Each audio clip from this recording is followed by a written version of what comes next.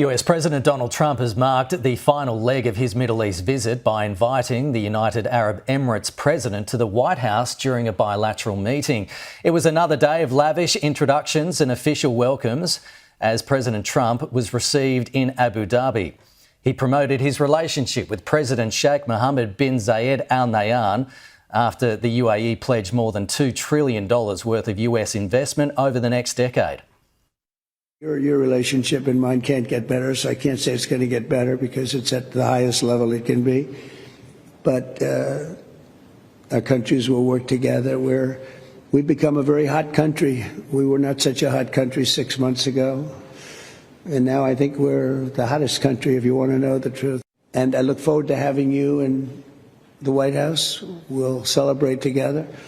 But we are going to be your friend and we're going to be your partner. Earlier in the day, President Trump toured the grounds of the Sheikh Zayed Grand Mosque. He said he is likely to end his Middle East tour tomorrow and return to Washington, D.C.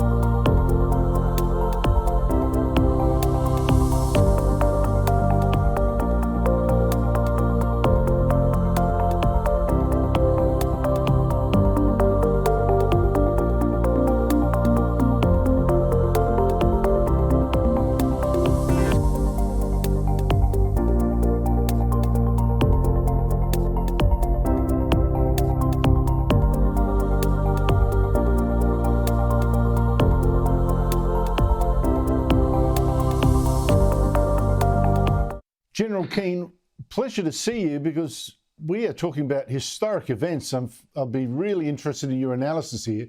We've got Donald Trump in Yemen and in Syria and in Qatar making peace with Islamist terrorists and their sponsors. He's made arms deals with the Saudis and Qatar that will make them much stronger in the region, and has done all of this without Israel's consent, its will, and without even visiting Israel as well on this trip. All this is such a massive change. What do you make of it? Well, I think when I draw back and look at it, I think what it really is the return of strong American leadership in the region, and clearly attempting to strengthen the ties that we already have in that region with our Arab partners. And obviously, the ties with Israel are very strong.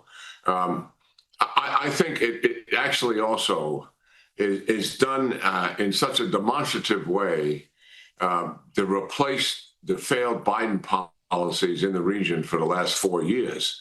And by that, I mean they appeased the Iranians in the nuclear deal. They refused to get involved in doing anything to curb their behavior in the region. They let the Houthis continue to disrupt the Suez Canal and the Red Sea. And here comes Trump. From the very beginning of his presidency, he removed all restrictions on weapons to Israel, backed their operational plans completely, did not get involved in micromanaging how they did their business.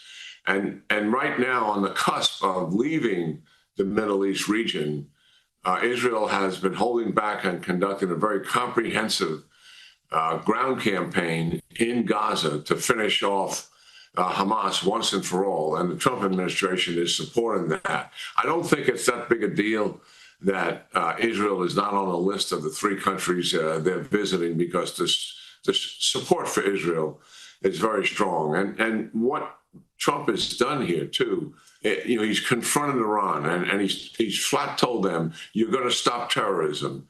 You're going to stop your proxy wars. You're not going to have a nuclear weapon.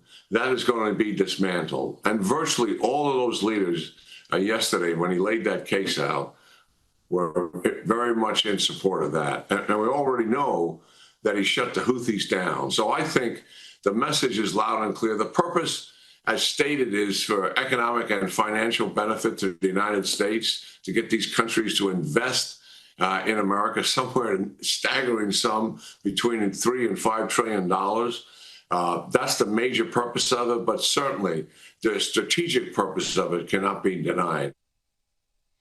There is a gamble here, though, isn't it? And this is what's making Israel a bit nervous. That is, by welcoming the new leader of Syria as a friend, praising him, lifting all the sanctions on Syria, all that kind of stuff, Syria will become more powerful. Israel doesn't want it to become powerful.